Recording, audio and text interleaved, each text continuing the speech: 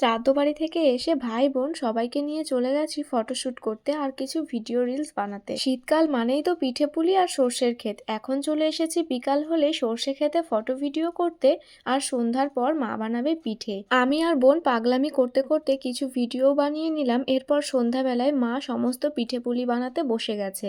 এই ভিডিওটা কিছুদিন আগেকার, পৌষ সংক্রান্তির আগের দিনের, মানে পৌষ মাস যাওয়ার আগের দিন রাতে এই সমস্ত পিঠে বানাতে হয়। মানে যে যেরকম পিঠে খায় আর কি। আমাদের বাড়িতেও সমস্ত রকম মা পিঠে তৈরি করে, আমরা যেসব পিঠে ভালোবাসি। আর পৌষ সংক্রান্তির দিন সকালবেলায় এই সমস্ত বাসি পিঠে খেতে হয়। আর এমনিতেই তো পিঠে জাতীয় জিনিস বাসি খেতেই ভালো লাগে। তো মাও কিন্তু অনেক রকম পিঠে করেছে, প্রায় 4-5 রকম।